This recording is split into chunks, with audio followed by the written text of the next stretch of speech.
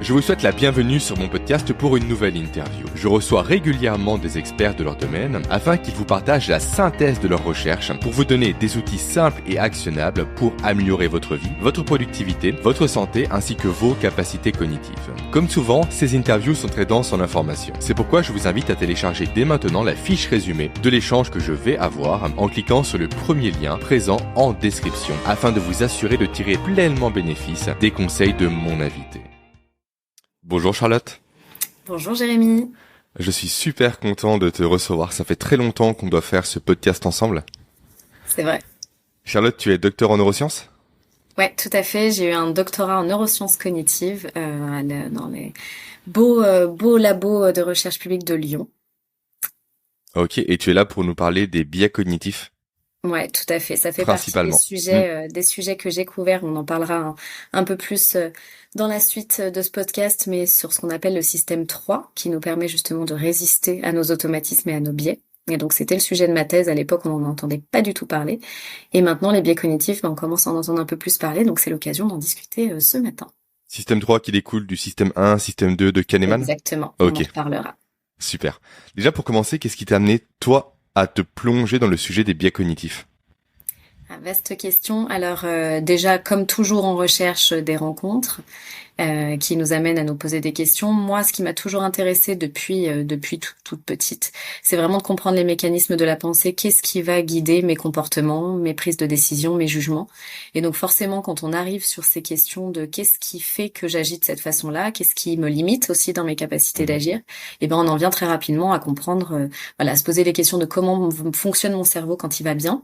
Comment il fonctionne quand il va moins bien, et c'est ce que j'ai fait aussi pendant ma thèse avec des cas de pathologiques où justement ces systèmes sont déficients et ça entraîne un certain nombre de pathologies.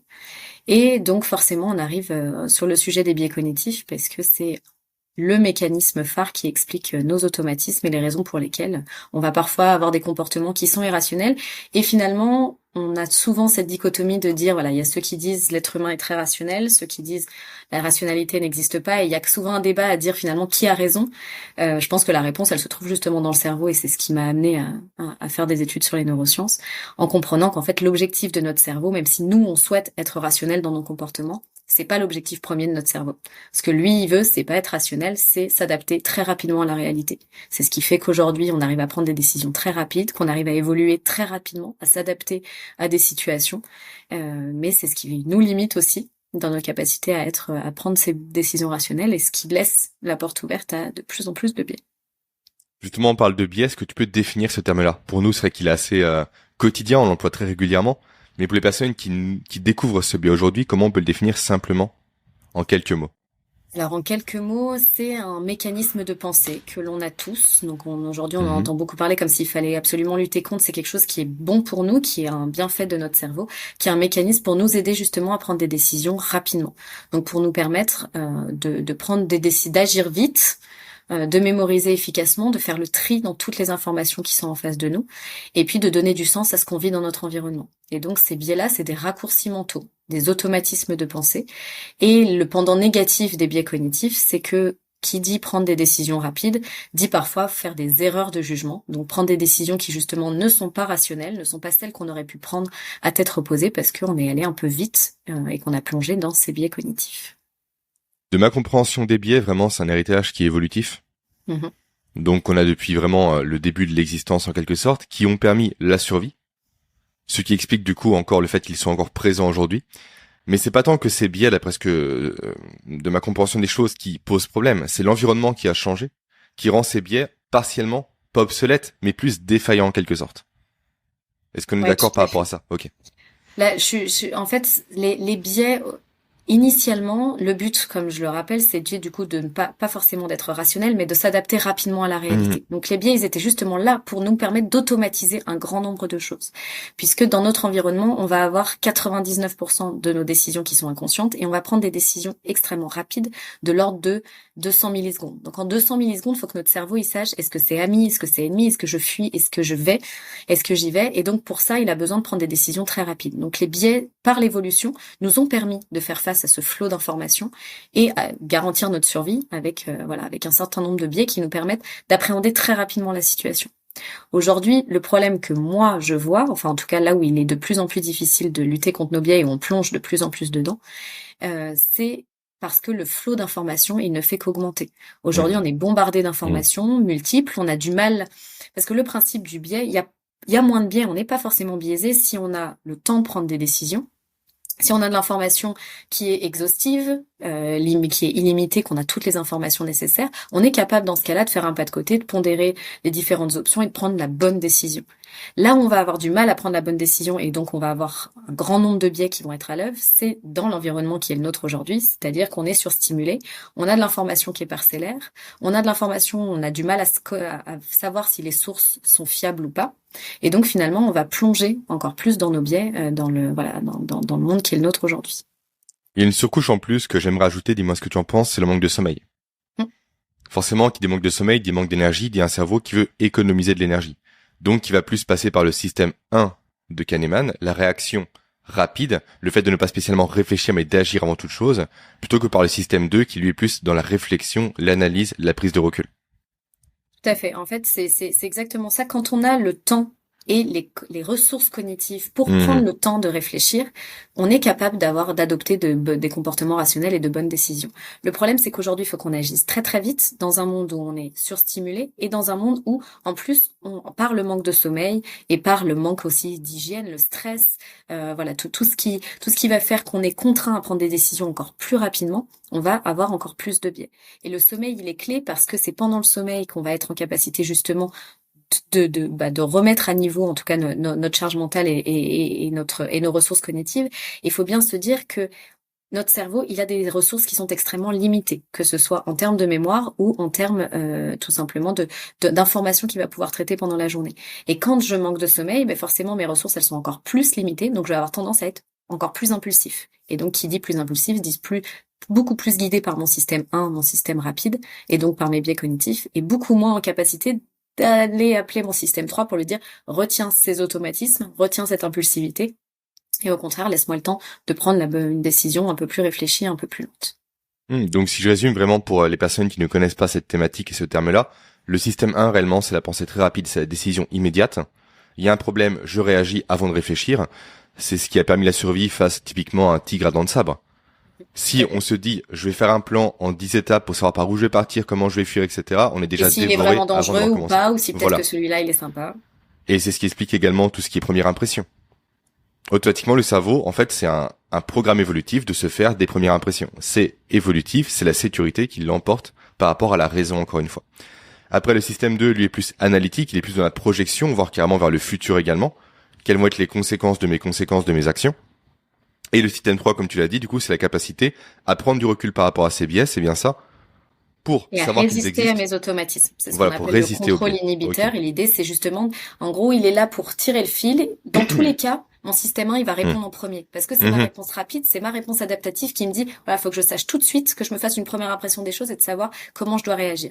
Et ensuite, si cette réponse, elle me convient, mon système 3, il la laisse passer et finalement, j'ai réagi de cette façon-là. Si par contre, cette réponse, il y a un petit système dans mon cerveau qui me fait me dire que c'est peut-être pas la bonne solution, et bien là, j'ai mon système 3 qui va retenir ce premier système rapide pour me laisser le temps, pour laisser le temps au système 2 d'analyser la situation et Hmm. prendre une décision qui est plus lente. C'est Mais vrai, c'est un côté faut bien se dire, méta-analyse en fait. On prend de la hauteur par rapport à soi-même. On se voit exactement. surréagir en quelque sorte ou mal réagir en quelque sorte pour dire ok, là ça ne va pas, mon comportement n'est pas adapté à la situation. Je prends un pas de recul pour laisser en place, le temps au système 2 de se mettre en place.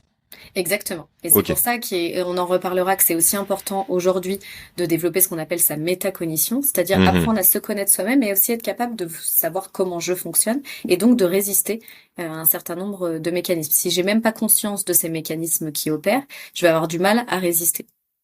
Ok. Avant de rentrer dans le détail du comment faire, du moins les premières actions à mettre en place pour développer son système 3, est-ce qu'on peut déjà commencer par classer un peu les biais? Parce que des biais, il y en a des dizaines et des dizaines. Il y a un super outil qui s'appelle le Codex des biais cognitifs, qui est à la fois beau et effrayant, tellement il y en a. Exactement.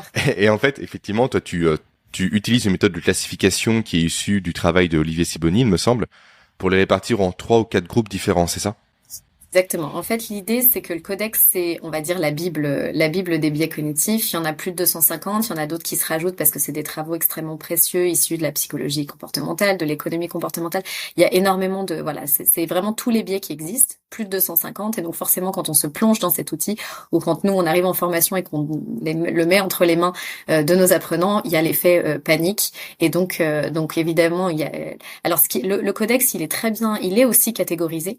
Il est catégorisé en 4 grandes parties qui on peut trouver facilement et qui est très bien illustré, qui est justement plutôt axé sur les mécanismes cognitifs, c'est-à-dire la façon dont mon cerveau va avoir besoin de trier l'information. Donc ça répartit les 250 biais en 4 catégories: agir vite, mémoriser efficacement, donner du sens à mon environnement et trier l'information pertinente. C'est une catégorisation qui est très intéressante, mais qui, et qui, moi, c'est celle que j'ai apprise initialement.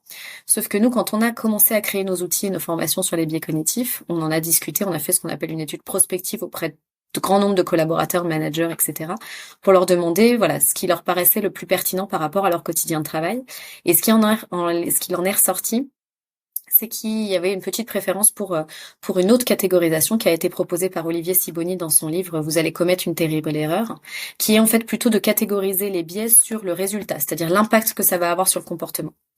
Et donc c'est celle que nous on a choisi ensuite, voilà, de pousser dans les jeux qu'on a développés, les supports et les outils qu'on développe, parce elle est apparue comme plus opérationnelle pour les collaborateurs. Et donc les 5 catégories, la première c'est des biais de raccourcis mentaux. C'était de modèles mentaux, donc justement tous mes raccourcis mentaux qui vont faire que voilà, tous mes automatismes de pensée. Deuxième catégorie, c'est les biais d'action. Si je résume, c'est les biais qui vont me faire agir trop vite ou agir pas forcément dans la bonne direction. À l'inverse, je vais avoir les biais d'inertie, c'est-à-dire des biais qui au contraire vont me pousser à ne pas agir. Donc c'est ceux qu'on va retrouver dans tout ce qui est résistance au changement, c'est ceux qui vont me pousser à rester dans mon statu quo et à refuser de passer à l'action et qui vont me limiter ma capacité d'agir. Et ensuite, j'ai les biais d'intérêt, c'est-à-dire les biais qui vont faire que même si c'est pas la solution la plus rationnelle ou la meilleure solution pour le collectif, je vais privilégier mes intérêts à moi parce que ça a un intérêt pour moi, cette solution. Donc les biais d'intérêt. Et les derniers, c'est les biais de groupe. C'est ces biais qui font que si je suis seule dans mon lit en train de prendre une décision à tête reposée, je vais pas prendre la même que si je suis dans un collectif avec un groupe et que je vais me laisser forcément influencer par la pensée collective, par l'ordre dans lequel les opinions sont exprimées ou tout simplement par les personnes qui sont à côté de moi et qui vont exprimer, voilà, qui ont peut-être un certain charisme ou mon supérieur, etc. Donc ça, c'est ce qu'on appelle les biais de groupe. Donc les 5 catégories, c'est les biais de modèles mentaux, les biais d'action, les biais d'inertie, les biais d'intérêt et les biais de groupe. Et donc cette catégorisation, elle nous a apparu comme étant assez opérationnelle pour pouvoir se projeter directement sur en quoi ça me limite et du coup quelles actions je vais pouvoir mettre en face pour limiter leur impact. C'est intéressant cette notion de groupe. On le voit très souvent effectivement comme quoi les décisions collectives diffèrent vraiment des décisions individuelles. C'est quasiment systématique et il y a un très bon livre par rapport à ça, c'est La psychologie des foules de Gustave Le Bon, qui en parle vraiment, et c'est impressionnant de voir l'inertie et tout ce qui peut se créer autour d'un effet de groupe qui n'aurait jamais émergé avec la somme des individus. Exactement. C'est un effet qui est extrêmement puissant dans les deux sens. C'est-à-dire que ça va nous entraîner sur des biais comme par exemple le biais de l'effet spectateur. C'est-à-dire que plus on est nombreux, moins je vais penser que c'est de ma responsabilité d'agir. Et c'est comme ça qu'on arrive à voir finalement tout le monde se regarde, personne n'y va, personne ne va aider quelqu'un parce qu'en fait pourquoi ce serait à moi de le faire alors comme que, durant des agressions dans la rue. Des agressions dans la rue, ou c'est ce qui explique aussi en partie aujourd'hui l'inaction climatique. Parce qu'aujourd'hui pourquoi moi j'arrêterais de manger de la viande, j'arrêterais de prendre l'avion si mon voisin mon gouvernement ne le fait pas. Donc il y a un côté diffusion de la responsabilité lié à cet effet de groupe. Et à l'inverse, vu qu'on est un animal social, c'est un levier qui est extrêmement puissant parce qu'on déteste être mis de côté, de ne pas faire comme les autres. Donc à l'inverse, si j'ai un leader qui impulse quelque chose, si j'ai dans une entreprise mes équipes qui la culture d'entreprise qui pose un certain nombre de bases, mais forcément moi je vais avoir envie de les suivre par effet moutonnier parce que je vais suivre ce que fait le collectif. Donc les biais de groupe, il y a des pendants, des pendants positifs, des pendants négatifs, mais c'est peut-être les biais les plus puissants, puisque nous intrinsèquement, il y avait deux choses, c'était un, avoir des automatismes pour survivre, mais deux aussi, faire ce que font les autres. Si j'ai 9 personnes sur 10 qui courent dans une direction, la logique c'est que je cours aussi, c'est sûrement qu'ils ont vu un danger que moi j'ai pas perçu. On en revient encore une fois à la survie. C'est vrai que l'individu seul à la préhistoire ne survivaient pas. Tout à fait. D'où le fait que tout ce qui est séparation, rupture, isolement soit vraiment douloureux au sens physique du terme. Au niveau Ouais, vraiment cognitif, des processus proches des douleurs physiques se mettent en place, notamment par l'inhibition de la production d'ocytocine et une surproduction de cortisol en parallèle. exactement. Et Mm. l'ocytocine, c'est une hormone qui est clé. Et dans on en reparlera peut-être, mais dans les changements de comportement et changements d'habitude, c'est aussi une des raisons pour lesquelles on dit toujours c'est difficile de faire changer un groupe. Oui, mais à l'inverse, changer tout seul, c'est pas forcément plus simple. Parce que justement, on a besoin des autres, on a besoin d'un collectif pour se sentir, voilà, pour prendre part à ces changements. Et donc, on est très, très influencé par notre côté social et par le groupe. Les notes, je le montre aussi vraiment, vraiment assez bien. Beaucoup d'hôtels mettent maintenant, non pas arrêter de voler les serviettes, mais 90% des clients laissent les serviettes dans l'hôtel. Comme ça, Ouais, on se conforme au groupe directement et donc on a tendance à laisser la serviette. C'est un exemple un peu comme ça ouais, dérisoire, tout à fait. mais c'est vrai que ça marche vraiment comme pour les mégots de cigarettes. Exactement. Ça fonctionne Si très je bien vois, mais également. c'est le cas. Enfin, moi, je sais que on le vit au quotidien dans les entreprises, des choses où on essaye de rappeler des règles, on rabâche, on rabâche, on rabâche, et puis qu'ensuite, quand on parle aux collaborateurs, on dit, mais attendez, le chef, lui, quand il vient, il le fait pas. Alors nous, finalement, la preuve par l'exemple. Oui, dans la théorie, il y a des concepts, mais dans la pratique, on voit que c'est pas forcément les automatismes de tout le monde. Et à l'inverse, si par contre, j'ai 90% de personnes dans mon entreprise, on l'a vu avec le tri des déchets. Mhm. C'est quelque chose qu'on a énormément intégré. Moi, les premiers voyages que j'ai fait quand j'allais dans les pays nordiques quand j'étais plus jeune, je me disais, c'est fou, nous, on ne fait absolument pas le tri. Eux, ils ont 5 poubelles et ça leur paraît complètement normal. Et aujourd'hui, nous, c'est devenu, tout seul, c'était difficile à faire. Maintenant que tout le monde le fait, j'aurais beaucoup de mal à prendre ma poubelle et à l'acheter dans la mauvaise poubelle, alors que finalement, tout le monde est en train de me montrer une autre action. Donc, par conformisme social, je vais adopter un certain nombre de comportements sans même me poser la question, mais parce que je vois tout le monde le faire. Super intéressant. Maintenant, je propose qu'on balaye quelques biais ensemble. Pour rentrer un peu dans le concret, j'ai sélectionné quelques biais que je t'ai suggérés et proposés. Tu les as validés.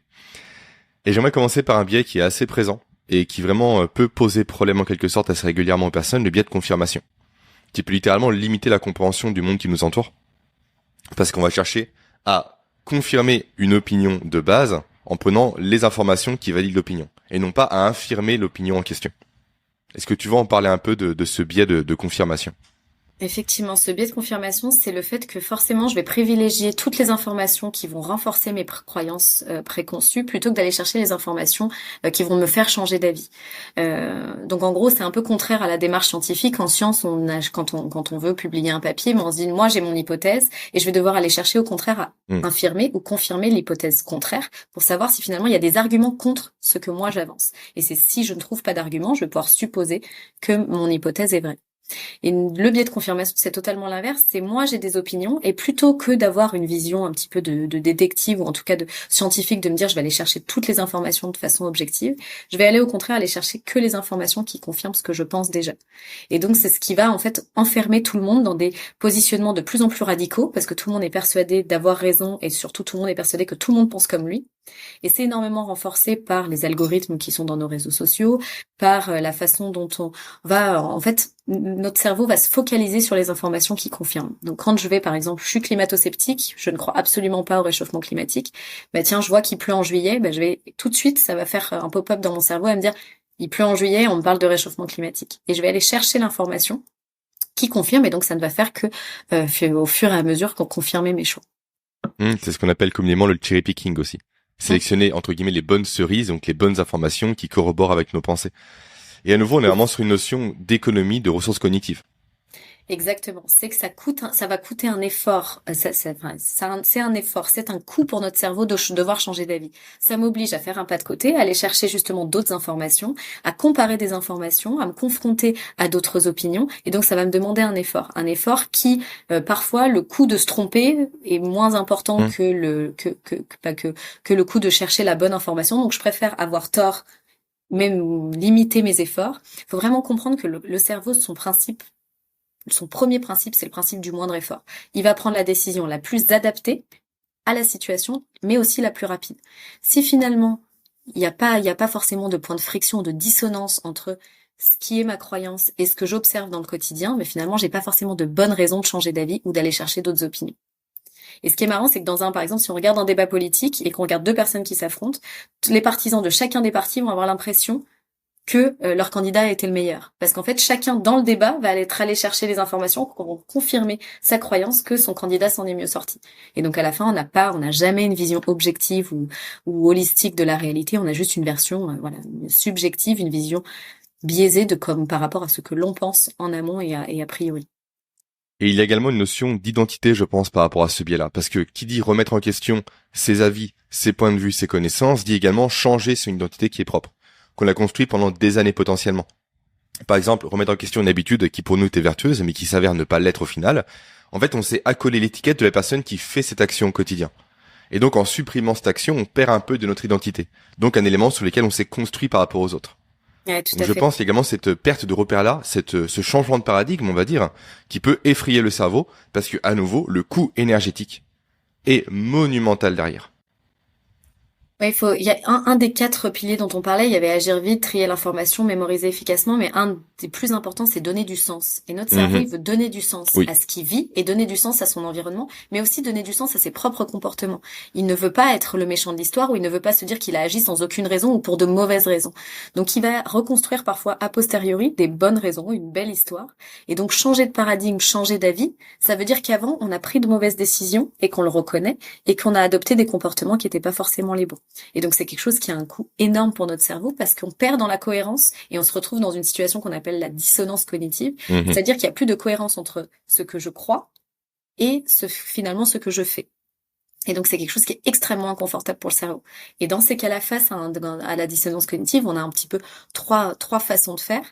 On a soit je vais faire l'autruche, c'est-à-dire je mets ma tête dans le sable et en fait, justement, je plonge dans mon biais de confirmation et je fais comme si tous les autres arguments n'existaient pas pour ne pas changer d'avis. Soit je vais être obligée, du coup, d'aller dans le changement, d'aller dans l'action, pour justement réaligner mes nouvelles croyances avec les comportements que j'adopte.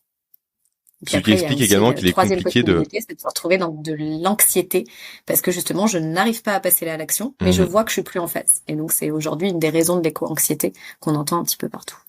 Super intéressant. Et ça explique également le fait que faire changer quelqu'un de comportement est très dur. Parce que, à nouveau, la personne ne voudra pas faire les efforts physiques, cognitifs pour changer le comportement qu'elle adopte depuis des années et des années. Et c'est pour ça que pour faire changer quelqu'un, il faut y aller petit pas par petit pas, et non pas de façon brusque d'un coup. Tout à fait. Il faut comprendre que le changement est un coût et que notre cerveau, par principe de moindre effort, il est à la fois stimulé par le changement parce qu'il y a de nouvelles choses, de nouveaux challenges, mais à la fois c'est quelque chose qui cognitivement va lui demander des ressources. Et c'est contraire au principe de moindre effort. Au lieu, au contraire, de plonger dans mes automatismes et de ne faire aucun effort pour prendre un certain nombre de décisions, je vais au contraire devoir me désautomatiser, donc en fait désapprendre un certain nombre d'automatismes et d'habitudes que j'ai pour en apprendre des nouvelles. Et donc forcément, ça va avoir un coût. Et donc, penser que ça n'a pas de coût, penser que c'est un manque de motivation ou que c'est un manque de... c'est mal comprendre le cerveau parce qu'en fait, c'est juste que notre cerveau, justement, il va mettre tous les freins pour éviter ces efforts-là. Et donc, il va falloir énormément accompagner le changement, tu l'as dit, par des tout petits pas pour justement quand même être dans des boucles vertueuses et avoir l'impression que ce changement, il me conduit, qu'il est facile pour moi. Et montrer aussi le bénéfice également au cerveau derrière en termes de ressources qui vont augmenter, en termes de temps gagné, de relations gagnées, d'argent gagné ou d'énergie économisée. Exactement, le cerveau il ne marche que par feedback. À chaque fois qu'il fait quelque chose, il a un feedback. Soit un feedback de l'environnement, tiens j'essaie de faire du vélo, j'ai mal mis mon pied sur la pédale, le feedback, je tombe, le feedback il est direct et il vient de mon environnement. Soit il vient de moi-même, soit il vient des autres parce qu'on dit que mon comportement est pas adapté. Mais en tout cas il va marcher à chaque fois, action, feedback et récompense. Et donc le cerveau effectivement, quand il va changer, il va avoir besoin de tester de nouvelles choses et d'avoir tout de suite des récompenses immédiates pour justement continuer, se dire qu'il est dans la bonne direction et qu'il continue dans un cercle vertueux. Et c'est en ça que le système scolaire est un peu mal fait parce qu'il n'y a pas cette notion de retour immédiat sur action. On attend souvent plusieurs jours, plusieurs semaines pour avoir un retour par rapport à un devoir rendu et la notion de récompense n'est pas présente. À l'inverse des jeux vidéo où dès que tu fais la moindre erreur, c'est punitif. Mais tu apprends de l'erreur et tu peux rebondir et tu as la récompense au bout du chemin. C'est ce qui est très difficile aujourd'hui, c'est qu'on apprend uniquement par essai-erreur. Et Oui. effectivement, il faut que le feedback soit au plus proche de l'action pour être efficace. Et si on me donne mon devoir 3 jours après, ou alors en fait j'ai appris pendant 15 jours d'une mauvaise façon, ensuite je l'ai exprimé d'une mauvaise façon dans mon devoir, et Mm. ensuite je n'ai que 3 jours ou une semaine après le retour sur le feedback qui me dit que c'est pas bon, il va falloir que je déconstruise tout ce que j'avais construit comme fil de pensée pour aller réapprendre. Et donc ça va demander beaucoup plus de temps, beaucoup plus d'efforts, et donc voilà, ça va être beaucoup plus difficile à faire. Et en plus, le feedback en question, souvent c'est une note pour l'école qui ne veut au final rien dire. Ce n'est pas un vrai feedback détaillé de là où il y a eu des erreurs, là où on peut s'améliorer, là où on peut progresser. On est vraiment sur une notion globale et non pas micro des choses. C'est ce qu'on essaye nous aujourd'hui de beaucoup travailler en entreprise, c'est travailler sur ce qu'on appelle l'erreur pertinente. C'est-à-dire que Hmm. l'erreur, elle veut dire quelque chose. L'erreur, elle veut pas juste dire que c'est mauvais ou que c'est pas bon. Elle veut dire que soit j'ai pas pu, soit j'ai pas su, soit j'ai pas voulu. En tout cas, enfin, elle a une source, et la source est extrêmement intéressante à creuser, à comprendre. Et donc, on est beaucoup nous aujourd'hui dans la sanction de l'erreur, au lieu de voir l'erreur comme justement quelque chose de pertinent sur lequel je vais pouvoir rebondir et me dire que voilà, je vais pouvoir apprendre autrement, et que c'est quelque chose de positif. Et que de toute façon, on n'apprend que par essai-erreur. Donc l'erreur est nécessaire pour apprendre ensuite le bon chemin. Je fais un aparté, mais comment est-ce qu'on peut cultiver justement cette volonté de faire des erreurs chez un enfant notamment, et même chez un adulte? Comment est-ce qu'on peut désapprendre le fait qu'une erreur, malheureusement, c'est négatif? Aujourd'hui, c'est extrêmement ancré dans notre culture, qui est que l'erreur appelle sanction. Mhm. Et que s'il n'y a pas de sanction, eh ben, on ne va pas comprendre de nos erreurs. Alors qu'à l'inverse, l'erreur devrait plutôt appeler réflexion, à faire justement ce pas de côté, à se dire pourquoi j'ai fait cette erreur et comment demain je ne peux ne plus la faire. Et donc ça, c'est quelque chose qu'il faudrait apprendre dès l'enfance et qu'il faudrait apprendre dès l'école, parce qu'aujourd'hui, on en paye les pots cassés chez les adultes, qui est que c'est un réflexe que l'on n'a pas. Aujourd'hui, on va toujours chercher le coupable, chercher à sanctionner, on va virer la personne qui a raté le projet, sans forcément faire attention au contexte qui en faisait partie. Donc peut-être moi, j'ai pas la réponse, mais tout ce que moi je vis au quotidien, par exemple avec mes enfants, c'est de me rendre compte que sanctionner une erreur ne permet pas cet apprentissage. Au contraire, ça va le bloquer, enfin en tout cas ça va bloquer les enfants sur quelque chose d'extrêmement négatif qui du coup va être associé à plein d'émotions négatives, et le stress et les émotions négatives vont être au contraire des inhibiteurs de l'apprentissage. Donc au contraire d'apprendre de mon erreur, je vais ne pas savoir comment lutter, la faire autrement, et être par contre tétanisé dans ma capacité d'action. Donc je vais limiter mes capacités d'agir, ou renforcer des comportements négatifs, ou en tout cas perdre en confiance en soi. Donc ce qu'il faudrait réussir à faire au quotidien, et avec tous les adultes aussi en entreprise, c'est de développer cette culture du feedback pour que le feedback il soit toujours rapide, au fil de l'eau, tout de suite, automatique, mais qu'il soit toujours bienveillant pour dire ok, cette erreur, tu l'as faite, j'aurais pu la faire, ou quelqu'un d'autre aurait pu la faire, ou pourquoi on l'a faite. Et donc voir est-ce que ça vient du contexte qu'il va falloir changer, parce que si c'est toi aujourd'hui, ça peut être un autre demain, ou est-ce que c'est lié à un élément que t'as pas compris. Bref, comprendre la source de l'erreur pour essayer d'y remédier. Super intéressant. Et pour conclure sur le biais de confirmation, comment est-ce qu'on peut éviter de tomber dans ce piège-là, entre guillemets? Comment est-ce qu'on peut prendre ce pas de recul pour se dire, ok, là je confirme simplement mes hypothèses de base et je ne cherche pas potentiellement à les infirmer ou à voir ailleurs? Alors déjà, en termes de posture, ça va être déjà développer son humilité, Mhm. apprendre qu'on n'a pas toujours raison, et refuser aussi de dire que l'on a toujours raison ou qu'il n'y a qu'une façon de voir les choses. Parce qu'aujourd'hui, on est quand même beaucoup sur des pensées, des croyances qui sont parfois très radicales, où il y a certaines personnes qui pensent détenir un savoir qui doit être unique et tous les autres ont tort. Se dire qu'il y a toujours dans la pensée d'autrui, par l'écoute active, par le questionnement, peut-être des informations qui peuvent être pertinentes pour moi, enrichir aussi mon positionnement. Donc développer son esprit critique, et puis après être en capacité aussi, alors des petits outils simples, par exemple d'utiliser ce qu'on appelle la stratégie du test négatif, c'est-à-dire qu'à chaque fois moi que j'ai une solution, que j'ai une option, et ben essayer plutôt d'aller voir toutes les hypothèses contraires pour voir si finalement il n'y a pas d'autres éléments que je n'ai pas encore explorés et qui pourraient me montrer que j'ai tort. Il y a une méthode vraiment intéressante également, souvent utilisée en réunion, du moins souvent pas assez à mon goût, qui s'appelle le pré-mortem. En fait, qui consiste simplement, non pas à se dire, ok, comment on pourrait faire en sorte que ce projet soit un succès, mais qu'est-ce qui ferait que ce projet échouera? Et vraiment lister toutes les choses, même potentiellement qui sont juste farfelues, mais pour montrer tous les angles d'attaque qui peuvent potentiellement nuire à un projet, nuire à une réflexion, nuire à une pensée. Ouais, tout à fait. Et est-ce qu'on peut tisser un lien rapidement entre le biais de La confirmation. confirmation dont on vient de parler et l'effet de Dunning-Kruger? Alors oui, effectivement. Alors l'effet de Dunning-Kruger, c'est l'effet par lequel moins je vais être compétent sur un sujet, plus je vais être dans ce qu'on appelle la montagne de la stupidité. Il y a de jolis schémas. Ou en tout cas, plus je vais avoir confiance en moi. Donc en fait, c'est un effet de surconfiance. C'est un effet qui justement, alors que j'en sais peu ou que je me suis peu renseignée et que justement j'ai pas la vision objective ou holistique d'un sujet, je vais avoir l'impression de le maîtriser et d'être surperformant. Aujourd'hui, c'est un problème qui est très important parce qu'en fait, vu que l'information est de plus en plus disponible pour tous et partout, il est facile de se dire, tiens, j'ai lu un livre, en fait, je sais tout et en fait, je suis expert. Et donc d'avoir cet effet de surconfiance. Et plus on va avancer dans un sujet, plus finalement on va se rendre compte que le sujet, il est vaste, il est complexe, il n'est pas si simple que je l'avais compris en lisant un livre. Et donc finalement, en tout cas, plus je vais être compétent, moins finalement je vais avoir confiance en moi.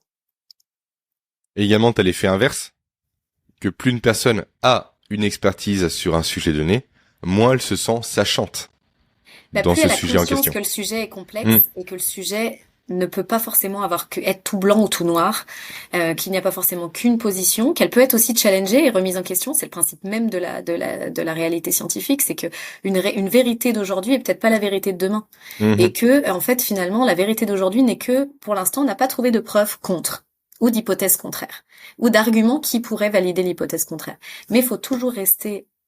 Quand on est expert d'un domaine, on se rend compte qu'il y a toujours possibilité que les hypothèses évoluent, que mes a priori évoluent, que les postulats changent, et donc finalement que ma compétence d'aujourd'hui ne soit plus celle de demain.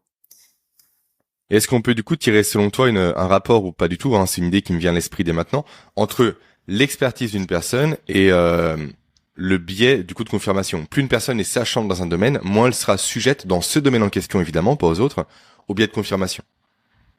En tout cas, plus elle va avoir une vision objective du sujet, une version des différentes hypothèses. Et mais je pense qu'il y a le côté sachant, mais il y a aussi certains experts qui sont pas forcément dans cette posture. Le biais de confirmation, c'est un biais qui est inconscient. Et on a toujours tendance à vouloir se dire, pour justifier, donner du sens, à se dire qu'on a raison.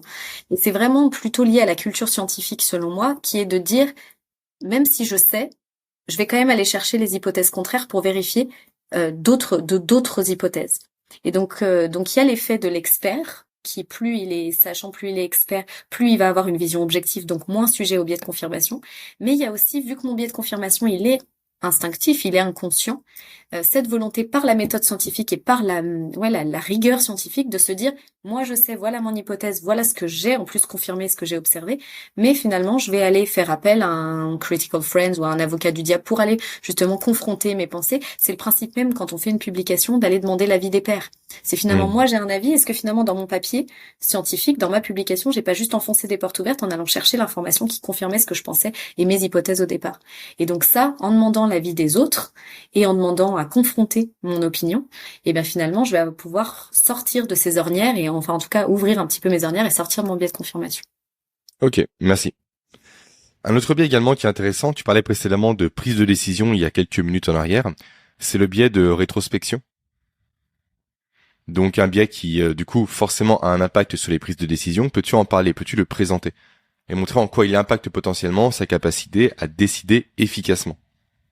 En fait, le biais de rétrospection, c'est le fait que, a posteriori, je vais justifier mes décisions ou les événements qui se sont passés comme plus probables ou plus prévisibles qu'ils ne l'étaient. En fait, c'est un peu l'effet ah ouais, en fait, ça, je le savais. Et en fait, c'est donc a posteriori, de façon rétrospective, je vais aller justifier en fait donner du sens. On revient sur les mêmes piliers que tout à l'heure, à donner du sens à mon histoire et trouver de la cohérence dans mes comportements. Et donc le biais rétrospectif, il est là pour ça. Il est là pour donner du sens à ce qui s'est passé. Et finalement, notre cerveau, il est assez mauvais pour faire des prédictions sur le futur. Il est très bon pour réagir et s'adapter rapidement à la réalité, au présent. Mais par contre, il est assez mauvais, enfin en tout cas, il va faire des projections sur le futur. Et donc dans le biais rétrospectif, je vais aller chercher des bonnes raisons a posteriori de justifier un comportement qui s'est déjà passé.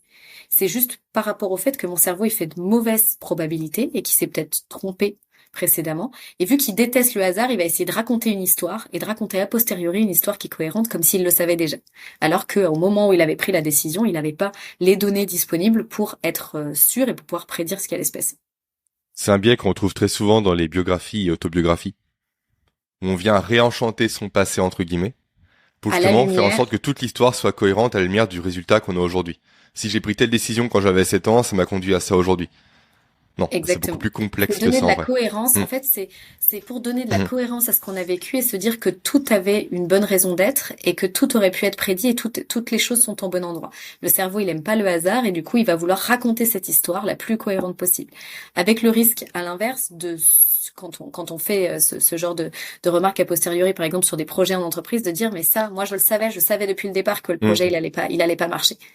Et dans ce cas-là, on a un peu tendance à surresponsabiliser les acteurs dans leur choix en disant, mais en fait, moi je le savais déjà, t'aurais dû le savoir, t'aurais dû pouvoir le prédire. Et c'était sûr que ça allait se passer comme ça. Alors que finalement, sur le coup, le futur, il était incertain, il était difficilement prédictible, et la personne, quand elle a fait son choix là, c'était le choix qui lui paraissait être le plus adapté par rapport aux éléments de contexte qu'elle avait à sa disposition. Et de ma lecture des choses, ce biais-là, du coup le biais de rétrospection, donne de l'eau au moulin, on va dire, au biais du survivant également.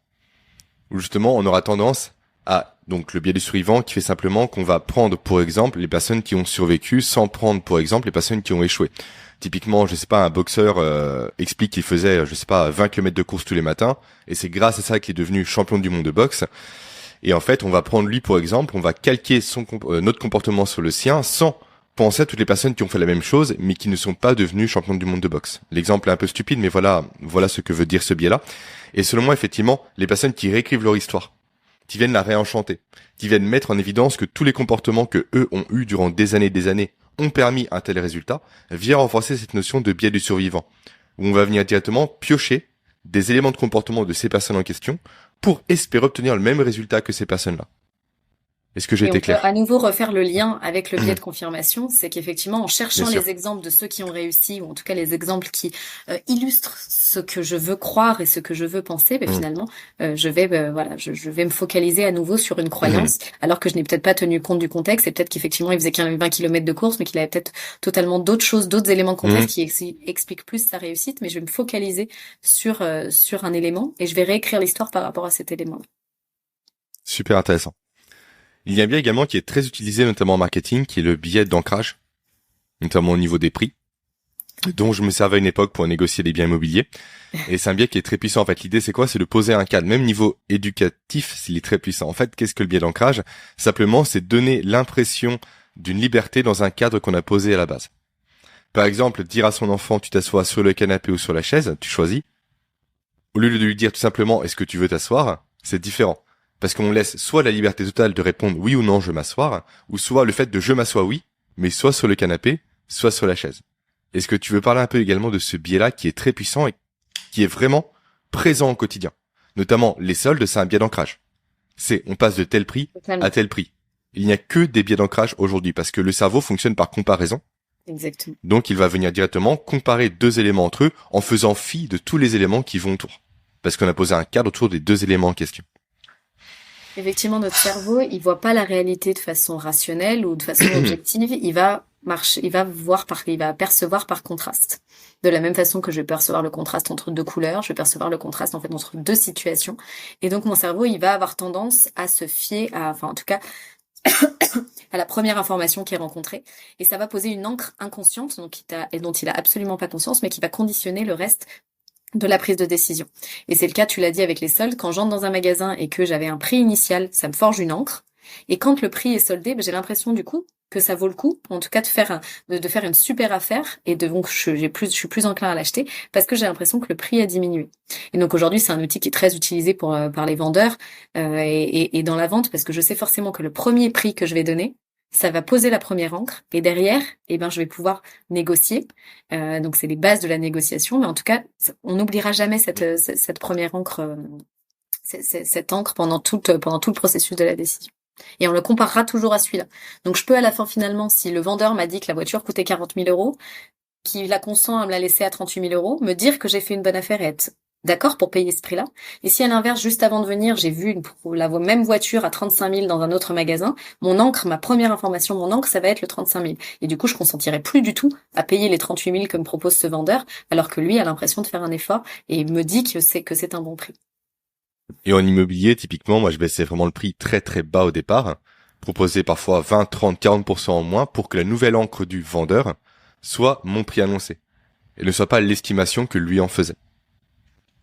Ah ouais, c'est Donc un outil qui est très utilisé dans la vente et qui est très utilisé, mais qui peut être également utilisé qui opère également, par exemple, dans le recrutement. Quand je vais arriver et que je vais voir un candidat, il suffit que le candidat, la première information qu'il me dise, c'est qu'il a fait la même école que moi, ou oui. c'est qu'il me fasse une blague. Enfin, voilà, il va me poser une encre sur laquelle je peux m'accrocher. Et ensuite, si je me suis persuadée avec cette première encre que le candidat ça matchait super bien, je vais peut-être avoir tendance finalement à lui poser des questions plus simples ou des questions en fait pour confirmer mon choix. Et à l'inverse, si ma première encre c'est une encre négative, je l'ai vu arriver en retard et du coup je vais m'ancrer sur cette information-là, je vais de toute façon partir du principe que c'est pas la bonne personne ou que la personne n'est pas adaptée. Et je vais par biais ensuite de confirmation et par biais d'ancrage cumulé, finalement aller chercher toutes les bonnes raisons de montrer qu'en fait c'était pas la bonne personne et que j'avais raison depuis le départ. Vraiment intéressant. Et un biais qui est lié du coup au biais qu'on a vu à l'instant même, c'est le biais du coup d'heuristique, de disponibilité. Est-ce que tu veux en parler également, le décrire, le préciser? En fait, ce biais d'heuristique de disponibilité, qu'est-ce qu'il veut dire? Il veut dire qu'en fait, on prend nos décisions avec les premières informations qui nous viennent à l'esprit. Et en fait, ça explique tous les autres biais là dont on vient de parler, c'est que notre cerveau, il a une mémoire qui est limitée, il a des ressources qui sont limitées, et donc quand il va prendre une décision en 200 millisecondes et 35 000 décisions par jour, il va pas pouvoir à chaque fois aller chercher toute l'information disponible de façon illimitée et prendre une décision très objective. Donc qu'est-ce qu'il va faire? Il va se baser sur un certain nombre d'automatismes et de mécanismes, dont l'heuristique de disponibilité, qu'il va penser à la première information qu'il a en mémoire et qui lui vient à l'esprit. Et donc cette information, elle peut poser une encre. Cette information, elle peut être, voilà, par exemple comme l'effet de halo, ça peut finalement m'ancrer sur quelque chose, sur la première impression que j'ai sur une personne. En tout cas, elle va me limiter dans ma capacité à prendre une décision rationnelle ou objective parce qu'elle va me focaliser sur la première information qui me vient à l'esprit, qui est peut-être pas forcément la bonne. Donc je vais me retrouver par exemple en entreprise. Il y a un exemple qu'on prend souvent qui est, voilà, on cherche aujourd'hui ce qui pose problème. L'équipe ne marche pas bien. Je cherche ce qui pose problème dans mon équipe. Mais tiens, en ce moment, je vois plein de posts sur l'agilité sur LinkedIn. Bah tiens, la première information qui me vient à l'esprit, c'est peut-être que notre équipe elle est pas assez agile. Et tiens, je vais former tout le monde à l'agilité. C'est pas forcément, on n'a pas forcément regardé la big picture, la vision objective de la situation. Mais la première information qui me venait à l'esprit, c'était celle-ci. Et donc je vais plonger. Ma décision, elle va être basée sur cette information. C'est un biais qui est vraiment assez proche du biais de l'effet de primauté aussi. Tout à On fait. retient du coup davantage l'information qui nous est donnée en premier. Et en opposé, il y a l'effet de récence, du coup, c'est l'information qui est donnée en dernier cette fois-ci, qui retient également l'attention du cerveau. Et c'est pour ça qu'en réunion, souvent on retient le début et la fin, mais pas le milieu. Il y a Tout un à fait. vrai ventre mou, au milieu en général. Ouais, notre cerveau, il a des capacités qui sont limitées. Il a des ressources limitées, sa mémoire en fait partie, et donc il va prioriser en mémoire des informations qui sont associées à une charge émotionnelle qui est très forte. Donc par exemple, on a raconté une blague, on a donné un exemple, donc je vais mieux m'en souvenir que si j'ai de l'information brute. Et puis il va y avoir effectivement ces effets de vraiment l'instant de mémorisation. Je vais mieux mémoriser des moyens mémotechniques, je vais mieux mémoriser ce qu'il y a au début, ce qu'il y a à la fin, que tout ce qu'il va y avoir au milieu. Ça me rappelle une expérience qui a été menée chez les promptologues de mémoire, où justement ils faisaient exprès de faire durer davantage l'intervention, mais avec plus de, entre guillemets, plaisir à la fin pour que l'expérience globale du patient soit positive. Et on remarque ça également dans les restaurants où à la fin, souvent, est servi un petit café avec une petite touche sucrée. Pour que la bonne impression qui reste, ça soit le petit dessert agréable du restaurant. Et qu'on fasse fi en quelque sorte du plat qui était trop salé ou un peu trop cuit. Exactement, c'est un biais qui s'appelle le biais d'apogée fin. En fait, c'est un Ok. biais, justement, mieux me souvenir, je vais pas me souvenir de la moyenne de ce que j'ai vécu, mais je vais mieux me souvenir du début et de la fin de mon Hmm. expérience. Et si j'ai une très bonne expérience au début, une très bonne expérience à la fin, ou dans ton exemple, si j'ai pas du tout souffert au début et pas du tout souffert à la fin, même si finalement j'ai eu des pics où j'ai plus souffert au milieu, et ben je vais moins m'en souvenir et je vais avoir une expérience plus positive que si finalement tout était moyen. Un très bon exemple est Game of Thrones, où la série était très très bonne, à part la dernière saison qui a été catastrophique, tout le monde l'a dit, et au final, l'image que l'on se fait de Game of Thrones aujourd'hui est négative et non pas positive. Tout ça pour une fin qui a été gâchée. Exactement. Pour ce biais d'apogée fin, où finalement la fin, au lieu de, voilà, c'est ce que je vais garder en mémoire, c'est ce qui va être émotionnellement le plus fort pour moi, puisque tout simplement le plus près par effet de récence. Et donc, je vais finalement recolorier, toujours avec ces mêmes biais, par exemple, de rétrospection. Je vais recolorier ce que j'ai vécu avant, en me disant, avec le côté je le savais finalement, c'était pas si bien que ça, tout n'était pas si bien, Mm. alors que juste parce qu'on s'est focalisé sur l'information, la dernière information. Un autre biais intéressant selon moi, c'est l'erreur fondamentale d'attribution, qui est juste essentielle dans la façon de se voir, de se percevoir, de comprendre ses actions, ses raisonnements, ses échecs et ses réussites. Est-ce que tu veux là aussi du coup le développer et montrer potentiellement comment s'extraire de ce biais-là qui peut vraiment ruiner beaucoup de prises de décision, l'estime qu'on a envers soi-même et également potentiellement des projets, des réussites ou des ambitions.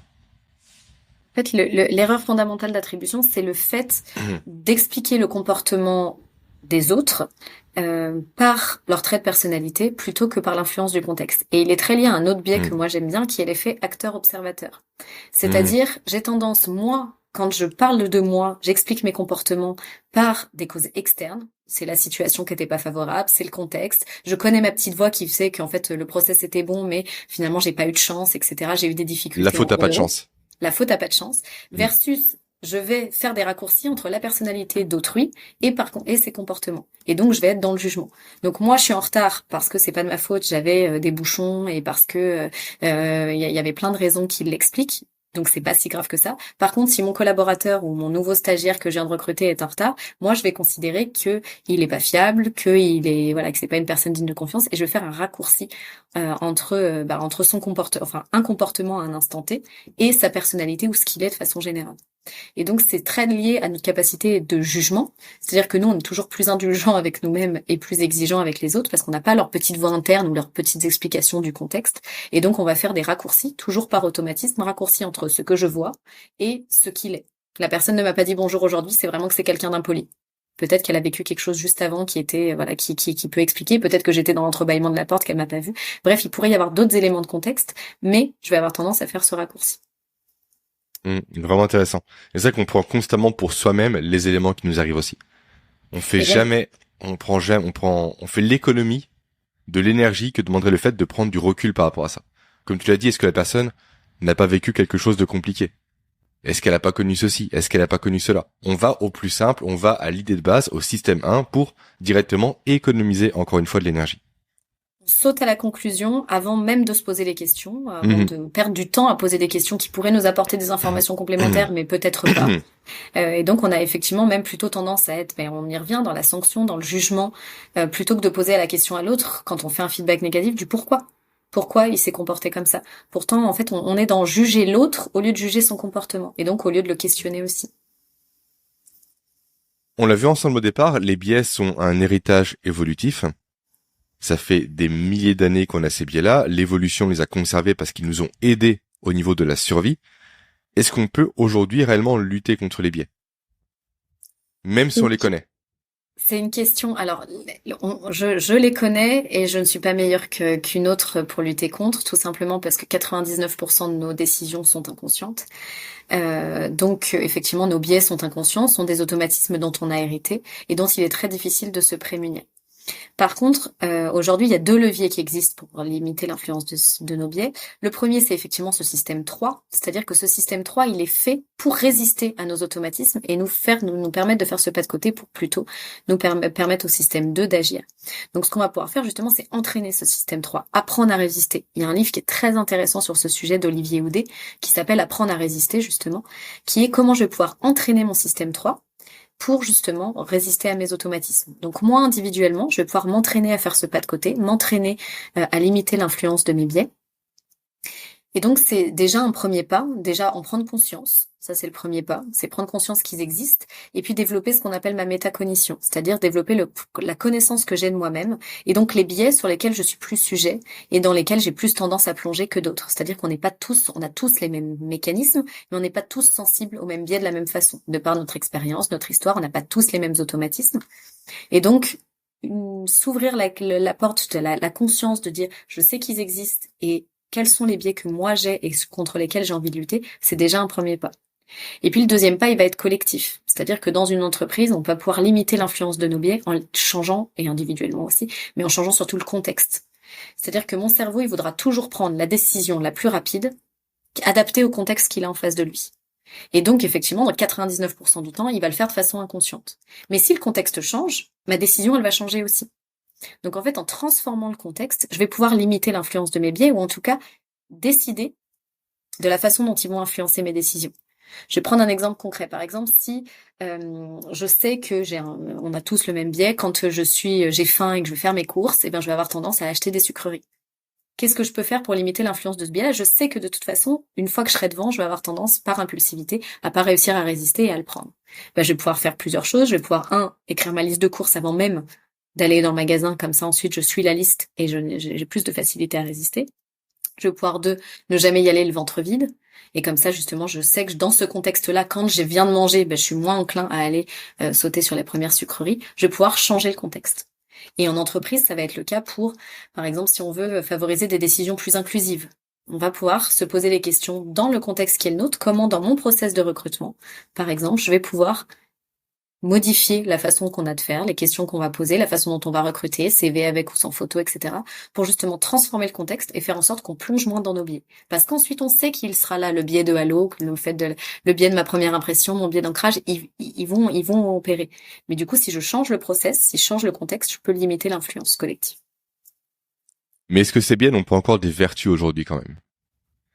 Est-ce que forcément chercher à les inhiber, même si encore une fois ce n'est pas possible, les contrôler on va dire, n'est pas un peu nous tirer dans une certaine mesure une balle dans le pied? C'est une vraie question que je te pose. Ouais, non, mais c'est une très bonne question dans le sens où nos biais ne sont pas quelque chose initialement, c'est quelque chose de positif. C'est-à-dire que c'est quelque chose qui est là pour nous aider à prendre de meilleures décisions rapidement.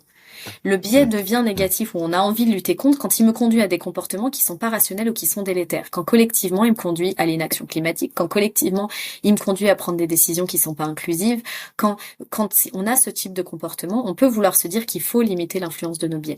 Dans le quotidien, les biais, c'est une bonne chose parce qu'on a 35 000 décisions par jour à prendre, 99% de nos décisions qui sont inconscientes. On ne peut pas être constamment en train de prendre des décisions rationnelles, de faire un pas de côté et de prendre du temps pour la décision.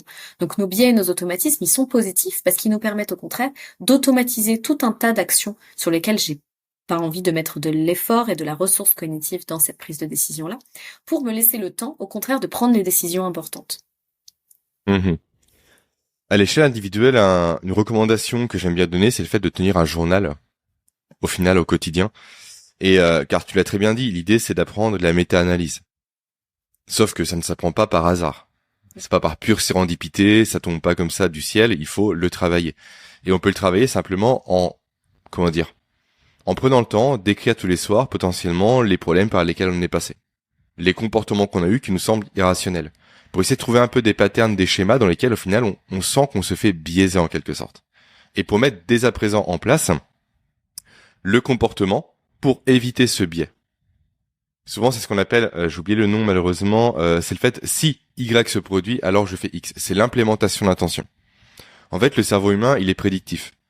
Il est constamment en train d'analyser ce qui se passe autour de lui pour comprendre ce qui pourrait lui arriver s'il fait telle action ou telle action, en termes d'augmentation ou de diminution de ses ressources disponibles. Temps, à nouveau, relations, argent et j'en passe.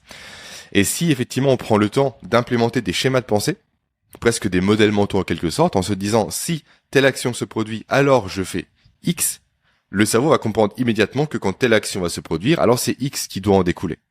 Et donc le X en question, logiquement, est censé éviter le biais. Et après, comme tu l'as très bien dit également, c'est une notion d'amélioration continue. Peut-être que le X au final, c'est plus un Y qu'il faudrait, et non pas un X. Donc on va réanalyser le X en question pour voir si réellement ce choix-là est le bon choix à prendre pour inhiber le biais en question. Et si au contraire ce choix-là ne vient pas renforcer le biais, ce qui est une possibilité, ou voire créer un nouveau biais qui pose problème mieux également. Vraiment prendre le temps d'écrire, se poser ne serait-ce que 10 minutes pour essayer de se comprendre soi-même. Parce c'est déjà un pas qui est énorme et aujourd'hui qu'on connaît pas. C'est-à-dire qu'aujourd'hui, on est capable d'être extrêmement performant. On fait des progrès incroyables en termes d'innovation technique. On est capable de connaître parfaitement la physique quantique ou j'en passe. Mais par contre, on se connaît très mal soi-même et on comprend très mal les autres. Et on prend pas en tout cas le temps de se poser la question de comment je fonctionne, quels sont mes modèles mentaux, quels sont les raccourcis que je fais, quelles sont les raisons qui me poussent à prendre un certain nombre de décisions.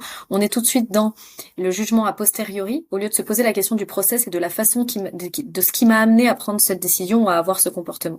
Et effectivement, c'est très intéressant de penser de cette façon-là et parfois de l'écrire ou d'en discuter avec un tiers, etc., avec un coach ou autre, pour justement se poser la question de quel a été le déclencheur qui m'a poussé à agir de cette façon et quel est du coup le levier que je vais pouvoir mettre en place pour changer le contexte et changer du coup ma réponse par rapport à ce comportement-là. Et bien avoir conscience que le changement est à la fois de comportement, il est à la fois extrêmement difficile parce que ça va me nécessiter de désapprendre un automatisme que j'ai pour en apprendre un nouveau, mais il est totalement possible parce qu'on a ce qu'on appelle la plasticité cérébrale qui fait que mon cerveau il est capable de s'adapter et qui, si j'ai un contexte différent, si j'ai un déclencheur différent, mon cerveau il va proposer une réponse qui est différente. Et ça, moi, je le vis au quotidien, par exemple, avec les enfants, et tu donnais un très bon exemple tout à l'heure, qui est de dire que plutôt que des fois de lutter face à certaines choses récurrentes, certains comportements récurrents ou certaines tâches qu'il faut faire au quotidien, etc., juste en changeant le contexte, en changeant le déclencheur que moi je donne, je peux obtenir un comportement qui est différent, alors que j'ai pas changé forcément la personne qui est en face. Je lui ai juste donné un autre inducteur qui fait que son comportement est différent. Nous, exemple tout bête, souvent les repas avec les enfants sont compliqués. Le fait d'aller à l'extérieur pour manger change tout. Parce que le contexte n'est plus le même. Comportement différent. Et là, à nouveau, effet complètement social. C'est-à-dire que si je vois tout le monde au restaurant qui est assis à table et qui est en train de manger et qui chuchote et personne qui se met à hurler, j'ai plus tendance, alors je passe les enfants de 2 ans, mais en grandissant, j'ai plus tendance à observer ce qui se passe autour de moi et à me dire, ça c'est le comportement acceptable, ça c'est la norme sociale, ça c'est ce qui se fait autour de moi et donc je vais l'adopter. Alors que chez moi, c'est moi la norme, c'est moi ce que c'est en tout cas mon propre comportement qui va guider la dynamique de toute la famille. Mmh. Qu'est-ce que tu penses de l'évolution des biais avec l'évolution du numérique? Aujourd'hui, grâce ou à cause de la pandémie, on est de plus en plus en dématérialisé. Les gens travaillent de plus en plus au travers non pas d'un échange physique, mais d'un échange à distance. Comment opèrent les biais au travers des écrans? Est-ce que les biais opèrent encore? Comment est-ce qu'effectivement cette notion d'interface homme-machine en quelque sorte influence l'expression des biais à l'heure actuelle? Et est-ce qu'il y a une influence également? C'est une question qui est très intéressante parce qu'à mon avis, il y a deux, qui me viennent, il y a deux éléments de réponse. Le premier, c'est dans l'ère du numérique qui est la nôtre, on est beaucoup plus stimulé. Qui dit plus stimulé dit avec beaucoup plus de tendance à plonger dans nos biais parce qu'on n'est plus en capacité, à cause de ces bombardements d'informations, justement de faire le tri efficacement et de prendre les bonnes décisions. Donc forcément, par les outils numériques, là, je suis en train de te parler. Si j'avais pas tout bloqué, j'ai sûrement plein de mails qui sont arrivés, des pop-up probablement. Et finalement, mon attention est divisée et donc mes capacités à faire appel à mon système 2, elles sont complètement inhibées. Donc on plonge beaucoup plus dans nos biais. Et le deuxième élément, effectivement, c'est qu'à travers l'écran, on perd un certain nombre d'informations. C'est-à-dire qu'à la fois, on a plus d'informations disponibles. Si moi, j'ai envie de faire une recherche sur un sujet, je vais plus avoir de facilité par rapport à il y a quelques années quand on avait que les livres. Je vais avoir des facilités à justement aller chercher les hypothèses concrètes, chercher d'autres informations, chercher d'autres opinions parce que tout est à ma disposition. À l'inverse, quand là, par exemple, on est dans un échange comme ça à travers l'écran, je vais perdre un certain nombre de données liées tout simplement au comportement à tout ce qui va être non verbal et tout ce qui va faire que j'aurais pu percevoir certaines choses à travers le comportement de l'autre si je suis à côté de lui, que je ne vais pas percevoir à travers l'écran. Donc ça va aussi me faire plonger dans un certain nombre de biais, par exemple avec les recrutements dématérialisés où on est en digital par exemple, parce que je vais pas percevoir un certain nombre d'éléments de comportement que j'aurais pu percevoir si j'étais dans la même salle. Donc les deux combinés font que dans l'ère qui est la nôtre, avec en plus d'autres éléments qui se rajoutent, avec l'IA, avec la possibilité aujourd'hui que les sources d'informations, on sait plus si elles sont vraies ou fausses, qu'une image qu'on a sous les yeux, on peut plonger dedans et faire un monologue et un débat pendant 10 heures à dire que c'est quelque chose d'affreux, mais en fait c'est une image qui est construite par l'IA qui n'est même pas vraie. On a plus de mal à avoir la fiabilité des sources, la fiabilité des informations, et on a tellement d'informations à disposition que c'est beaucoup plus dur de prendre des bonnes décisions. Et donc nos biais sont... Et on a toutes les conditions, on va dire, réunies de contexte pour plonger dans un maximum de biais. Il y a un élément, tu vas me dire ce que tu en penses, mais qui me paraît important également, c'est de ne pas chercher à tout maîtriser. Parce que c'est la meilleure solution pour ne rien maîtriser. Il faut mieux effectivement s'inquiéter de quelques sujets qui nous tiennent à cœur, les identifier effectivement à la base, réellement plonger dans ces sujets, retourner carrément au principe premier pour les maîtriser, pour justement évacuer les biais, pour développer une vraie expertise par rapport à ces derniers, les sujets bien évidemment, et potentiellement se accepter le fait qu'on peut être biaisé sur le reste. Bien sûr. Il faut de toute façon, d'ailleurs ça me fait penser à, je passe le bonjour à mon ami Alexandre Scapatici qui a fait, quand on avait fait la conférence TEDx, qui faisait la conférence juste après moi, qui était ici pour lever l'influence de ses biais, il fallait lâcher prise. Et effectivement, perdre le contrôle en fait partie, puisque de toute façon, 99% de nos décisions sont inconscientes, je ne pourrais pas tout contrôler. Donc à moi de focaliser mon énergie, mes ressources mentales, ma charge mentale sur des éléments qui me semblent pertinents. Mais finalement, c'est ce qui est le plus difficile aujourd'hui, c'est de prioriser. C'est de trouver l'information qui est pertinente et trouver là où justement de ne pas m'éparpiller parce que mes stimulations sont multiples, parce que les sources sont multiples. Je fais une recherche, je peux y passer la matinée parce que les ressources sont infinies. Donc c'est à moi de cadrer le temps que j'alloue au projet, quel est le temps de prioriser aussi les projets. Et pour ça, il y a des matrices qui existent, il y a plein de choses qui existent pour limiter un biais qui est un des biais, par exemple, qui est la loi de futilité de Parkinson. C'est un biais selon lequel j'ai plus de facilité à aborder tous les petits sujets que de m'attaquer au sujet de fond. Et donc aujourd'hui, c'est un biais qu'on voit partout dans notre quotidien, c'est-à-dire que le matin, je vais plutôt tendance à je check mes mails, je réponds à des gens, je fais la pause café, ensuite on va parler de tous les problèmes à la machine à café, et puis à la fin, j'ai attaqué aucun sujet de fond, et j'ai beaucoup de mal à me mettre dans les sujets de fond parce que justement, je suis polluée par tous les problèmes superflus. Donc ça devient dans le monde dans lequel on est, on peut plus faire l'impasse à se dire je peux pas tout contrôler, mais du coup, faut que je contrôle mon temps, faut que je contrôle mon énergie pour justement faire en sorte que ce que je fasse, que je le fasse bien, parce que je sais qu'ensuite le reste, je vais être en roue libre, je vais être en automatisme et que j'aurai pas le choix. Et je pense que le premier contrôle à opérer, c'est appliquer un filtre par rapport aux informations qui nous viennent au quotidien. Aujourd'hui, les gens veulent tout savoir, tout maîtriser, tout connaître. Et à nouveau, encore une fois, on est sur un biais. Sur le fait, en fait, qui s'appelle le FOMO, Fear of Missing Out. Si je ne suis pas là, j'oublie tout. C'est ça, exactement. En fait, littéralement, l'information, quand on revient dans le temps, plus l'information était présente, plus elle était utile pour la survie. Donc, quand je maîtrisais l'information, quand je savais, moi, homme préhistorique, où étaient les baies, où étaient les animaux, où étaient les points d'eau, etc., j'augmentais mes chances de survie. Aujourd'hui, on a transformé ça, malheureusement, à cause de l'évolution, à cause de la technologie, en je dois connaître toutes les informations qui se passent autour de moi. Et même les informations qui ne me concernent pas directement. Et là, ça fait écho au cercle d'influence, où en fait, aujourd'hui, la majorité des informations qui nous arrivent sont uniquement des éléments qui viennent nous préoccuper. Autrement dit, on a conscience que ces éléments existent, qui peuvent potentiellement nous nuire, mais on n'a aucune influence dessus. Et pour le cerveau, c'est la pire chose possible. Parce qu'il sait qu'il y a un problème, mais il ne peut pas agir.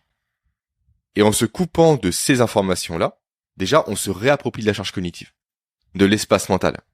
Et donc, on sera moins sujet au biais, comme on l'a vu ensemble au cours de l'échange. Parce que plus on a de disponibilité mentale, moins on va chercher la solution rapide pour un problème. Plus on aura l'énergie nécessaire pour prendre du recul et pour analyser, voire méta-analyser une situation pour y répondre avec les bons outils et les bons protocoles. Donc, il y a vraiment cette notion de filtrer l'information qui nous parvient aujourd'hui. Ouais, c'est vraiment un des enjeux, mais on peut repartir des 4 catégories de biais du codex, qui est justement pourquoi les biais opèrent, c'est pour agir vite, mémoriser efficacement, donner du sens, et le dernier, filtrer l'information.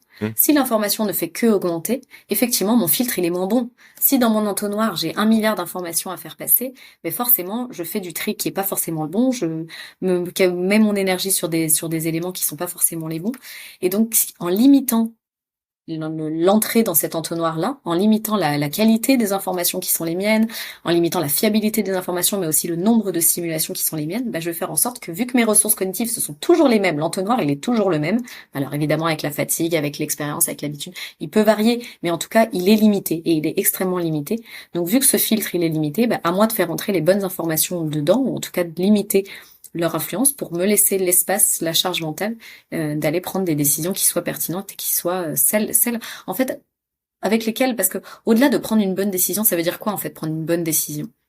Une bonne décision, c'est une décision, ça veut dire quoi être rationnel, ça veut dire quoi une bonne décision? C'est une décision en fait avec laquelle moi je suis confortable et avec laquelle moi je suis en cohérence et en alignement où j'aurai pas justement cette dissonance cognitive. C'est éviter de réagir par automatisme ou par impulsivité en se disant derrière j'aurais pas dû réagir comme ça ou j'aurais pas dû prendre cette décision. Ça c'est le sentiment le plus désagréable pour soi. Et donc pour éviter ce sentiment-là, faut quand même garder le contrôle sur un certain nombre, la façon dont je prends mes décisions, de façon à ce que je puisse prendre des décisions avec lesquelles ensuite je vais être aligné. On a balayé pas mal de choses, Charlotte, ensemble aujourd'hui. au niveau des biais, leur origine, est-ce qu'on peut ou non, entre guillemets, les diminuer, du moins négliger leur impact sur notre quotidien.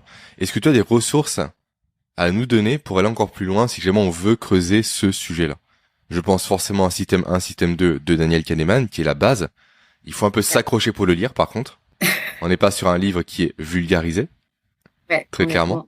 on est sur un livre qui est passionnant, qui a été clé, voilà, qui est absolument nécessaire.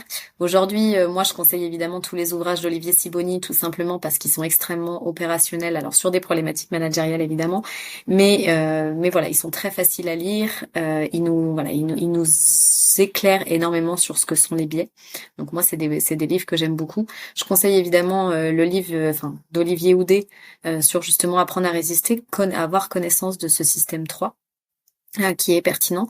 Et puis aujourd'hui, il y a un certain nombre d'outils qui sont développés. Alors on parlait à l'école. À l'école, il y a un programme qui est issu du laboratoire dont je suis issue, le Centre de recherche en neurosciences de Lyon, par le docteur Lachaud, qui s'appelle Atoll, apprendre l'attention à l'école. Et justement que aujourd'hui, très peu d'enseignants connaissent, que je ne connais pas beaucoup d'écoles qui l'utilisent et qui pourtant me paraît clé et indispensable dans justement c'est cet apprentissage de comment je fonctionne, comment mon cerveau fonctionne dès la petite enfance, de comment je vais pouvoir maîtriser mes attentions et rediriger mes attentions. Et je pense que c'est un enjeu qui est clé aujourd'hui à l'école. Et pour ensuite, pour les adultes, ou en tout cas nous, pour une cible plus de collaborateurs au travail, nous on a développé un outil et un jeu qui s'appelle Déjouer vos biais cognitifs, justement dans cette idée d'aller à tous les niveaux. C'est-à-dire que le jeu, il se fait en plusieurs lectures. On peut avoir uniquement la partie prise de conscience, c'est-à-dire je vais justement sensibiliser aux gens à l'existence des biais, juste se rendre compte de comment on fonctionne, qu'on est tous pareils. On a créé d'ailleurs un collectif qui s'appelle Nous sommes humains, parce qu'en fait on l'est tous. Et on fonctionne tous de la même façon. Alors après, on n'a pas tous les mêmes automatismes et les mêmes expériences, mais en tout cas, développer sa métacognition et sa conscience de soi, ça me paraît être quelque chose d'extrêmement important. Et c'est le premier pas vers le fait de limiter l'influence des biais. Le deuxième pas, ensuite, ça va être d'être en capacité de désautomatiser et de transformer ces comportements pour limiter leur influence. Et donc, nous, on fait, voilà, à travers nos jeux et nos outils, on a essayé de développer ces 3 étapes, justement, pour, je prends prise de conscience, désautomatisation et transformation. Et donc, aujourd'hui, nous, on fait des interventions en entreprise, des workshops pour animer, pour vraiment aller de la sensibilisation jusqu'au plan d'action. C'est-à-dire être capable d'être en mesure de repartir avec un plan d'action clair, en se disant, voilà les biais auxquels on fait face en équipe ou individuellement. Voilà les choses qui nous semblent prioritaires. Et voilà les solutions qu'on va pouvoir mettre en place, concrètes, simples, dès le lendemain, mon premier petit pas, pour justement réduire leur influence. Super. Je mettrai tous les liens directement en ressources. Le jeu que tu as développé et dont tu parles, est-ce qu'une personne, entre guillemets, un individu peut l'acheter? Ou est-ce que c'est réservé aux entreprises? Non, c'est même pas réservé aux entreprises, c'est réservé aux membres de notre collectif. D'accord. Donc du collectif Nous sommes humains, en fait, on forme des animateurs, on a des sessions de formation d'animateurs pour animer à ce jeu, tout simplement parce que c'est pas un jeu. On pense à une version ludique qui pourrait être. Il en existe en fait déjà aujourd'hui, c'est pour ça que la cible, il y a un jeu qui s'appelle Attrape Peur de biais, si je ne dis pas de bêtises, d'Olivier Sibony d'ailleurs, qui permet d'avoir des cartes avec des jeux, avec des définitions des biais, savoir à quelle catégorie ils se rattachent et leur définition. Donc pour la partie prise de conscience, ça c'est des jeux qu'on peut acheter dans le commerce et qui je pense sont les premiers à aborder pour tout à chacun qui a envie de se former sur les biais. Donc c'est plutôt le jeu que je recommanderais pour une personne qui a envie de se former individuellement, enfin de mieux comprendre individuellement les biais. Nous, notre démarche, elle est de dire que on va former des animateurs à l'animation de ce jeu pour vraiment accompagner une transformation et accompagner la prise de conscience. Donc on va au-delà de la définition et de la première phase de notre jeu qui est la prise de conscience. On va vraiment se poser les questions des comportements, des situations, des déclencheurs et des solutions qu'on va pouvoir mettre en place. Et donc ça s'inscrit dans comment construire un plan d'action, comment animer un workshop pour pouvoir justement aller sur cette phase concrète de solution et de plan d'action. Et donc ça, on le met pas entre les mains de tout le monde. C'est un outil qui est réservé à notre collectif et à nos animateurs. Après, par contre, ils en sont propriétaires. Eux peuvent animer autant de workshops qu'ils le veulent. Mais en tout cas, il s'est porté ensuite par notre équipe. On leur fournit aussi des supports d'animation, des supports de formation aussi pour monter en compétence sur les biais, parce qu'il suffit pas d'avoir lu 3 livres pour être compétent. On revient à notre cher effet de Dunning-Kruger sur les biais. Donc pour ensuite pouvoir en parler en entreprise, etc. Nous, on forme les gens donc on forme les animateurs sur ce que sont les biais cognitifs. On leur fournit des supports d'animation et des supports de formation pour savoir comment animer ces workshops-là, pour vraiment avoir les outils pour ensuite animer la démarche. Génial. Et question davantage personnelle, est-ce que tu formes tes enfants au biais cognitif aujourd'hui? Alors, Est-ce au que tu biais commences à les cognitif, sensibiliser? ils sont trop petits. De 4 et 6 ans, autant dire que pour l'instant, à 2 ans, on est très très dans l'impulsivité et dans le système. J'avais plus celui qui avait 6 ans en tête Mais que le ouais, 2 ans, mais effectivement. celui qui a 6 ans, au biais cognitif, pas forcément. Par contre, à se poser les questions de ses mécanismes de pensée, de pourquoi il a agi de cette façon, Mmh. et de comment il va pouvoir agir autrement, et d'être dans cette démarche de feedback positif, à se dire on peut trouver des solutions pour essayer d'agir différemment, ça oui. Et par contre, moi, ce que j'aime beaucoup, il y a un outil en fait, moi, je fais partie du comité scientifique de plusieurs écoles, pédagogie alternative et puis d'écoles classiques. Et donc, je suis très impliquée dans ces questions de pédagogie et de comment on va pouvoir apprendre ces éléments-là aux enfants. Alors, c'est très difficile à faire pour ses propres enfants, mais collectivement, ce qu'on essaye de faire, par exemple, dans l'école de mon fils, ça va être de développer des ateliers de philosophie, apprendre justement à développer son esprit critique et à se poser des questions. Et ça, aujourd'hui, il y a des ateliers qui existent qui sont juste extrêmement précieux pour aborder ces questions-là à cet âge-là, apprendre à faire ce pas de côté sans même avoir le nom de cerveau, de biais cognitif ou de quoi que ce soit. C'est juste apprendre à réfléchir. Qu'est-ce que c'est? Donc, il pose des questions dès la maternelle. Qu'est-ce que c'est qu'un ami? Qu'est-ce que c'est que se poser des questions très simples, mais qui finalement appellent des réponses qui nous amènent justement à limiter nos biais de confirmation, à aller chercher d'autres hypothèses, à apprendre à écouter l'autre. Et ça me paraît déjà être des fondements qu'on n'a pas forcément aujourd'hui. Aujourd'hui, on commence la philo au lycée. Au lycée, quand finalement, on a perdu ce côté question pourquoi. Si toi qui as des enfants un peu du même âge que les Mmh. miens, c'est l'âge où ils se posent toutes les questions des pourquoi. Et où il faut leur apprendre justement à éveiller leur esprit critique, à écouter ce que l'autre a à dire. Et ça s'acquiert dès tout petit parce qu'après c'est trop dur. Enfin, en tout cas pour moi, c'est trop tard de commencer la philosophie au lycée. Donc ça, c'est une des choses en lesquelles je crois. Et puis la deuxième, il y a des outils aussi que Olivier Audet, des petites valises qu'il a développées pour apprendre à résister avec tout un nombre de jeux. Et effectivement, moi, avant de les proposer aux écoles, je les ai testés à la maison avec les enfants. Et c'est des petits jeux de cartes. C'est des petites valises à apprendre à résister. Et justement, des jeux de cartes pour faire travailler leur contrôle inhibiteur, pour apprendre à résister à mes Super. automatismes. Et c'est un outil donc il y a 2 mallettes, une mallette pour la maternelle, et donc pour les non-lecteurs, et une mallette pour les lecteurs, donc avec des jeux qui sont un petit peu différents, mais dans cette logique de apprendre à résister à mes automatismes. Et moi, avec mes tout petits pas de fourmi, j'en parle autour de moi. Et du coup, il y a quelques écoles maintenant avec lesquelles je collabore qui sont outillées avec ce type de choses. Mais j'espère qu'à terme, voilà, c'est quelque chose qui va se développer parce que je pense qu'il y a un intérêt qui est énorme pour nos enfants. On se rend même pas compte à quel point là mon fils entre dans l'apprentissage de la lecture et à quel point justement ça fait travailler notre contrôle inhibiteur et notre système 3. Parce qu'au lieu de voir mes automatismes et donc de lire très rapidement un mot, je vais devoir résister à aux premiers automatismes que j'ai pour lire le mot et déchiffrer le mot jusqu'au bout. Et donc voilà, c'est des choses qui s'apprennent et plus on les outille, plus on les accompagne petits, moins ça va être ensuite difficile après. Génial. Merci pour ces partages. Est-ce que tu as un mot de la fin avant de nous quitter? Eh ben le mot de la fin, c'est difficile. Déjà, c'est merci à toi. Merci à toi du coup Merci à de toi. cette proposition de faire ce podcast ensemble. Première expérience pour moi que je ne connaissais pas et ça fut un plaisir surtout avec toi.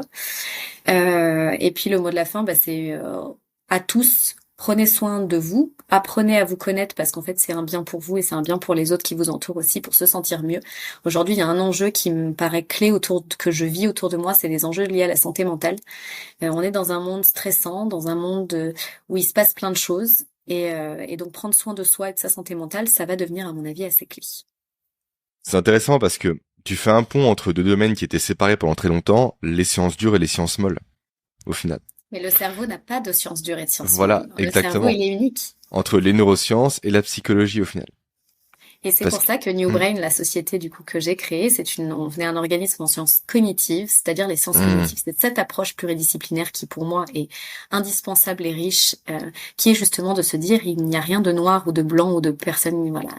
Il faut s'enrichir de toutes les disciplines et les sciences cognitives, c'est à la fois les neurosciences, mais la psychologie, l'ergonomie, la linguistique. C'est justement tirer parti de toute la compréhension pour mieux comprendre le facteur humain. Ah, c'est passionnant, c'est un peu ma démarche également à mon niveau avec la productivité, où je limite pas la productivité aux outils, mais vraiment au sommeil, à la cognition, à l'alimentation, au mouvement, à la physiologie, à la psychologie, à tout ça, parce que c'est un tout. Il est vain de croire que l'individu existe en tant que tel. Son environnement crée l'individu. Le lien social crée l'individu. On ne peut pas décloisonner l'individu du reste. Totalement. Et on ne peut pas penser qu'il y a de baguette magique, un outil, une solution valable pour tout le monde. Je pense qu'il faut justement être dans cette démarche pluridisciplinaire, cette démarche à essayer de comprendre les choses dans leur complexité, en simplifiant bien sûr, mais en tout cas de voir la vision holistique du sujet pour se dire que voilà, on est des êtres complexes, mais on est aussi des êtres passionnants avec des capacités d'adaptation qui sont assez incroyables. Et si j'apprends à me connaître moi et à apprendre comment mon corps fonctionne, comment mon cerveau fonctionne, comment je réagis à mon environnement, et ben finalement je gagne en confort en tout cas et en confiance en soi. Merci Charlotte. Ben, merci à toi. Et à très bientôt. Ouais, à bientôt. Salut. Je vous remercie d'avoir écouté cet épisode. Avant de vous laisser, rappelez-vous que vous pouvez télécharger le résumé des actions, des outils, des stratégies et des ressources de cet échange en cliquant sur le premier lien présent en description. À très bientôt.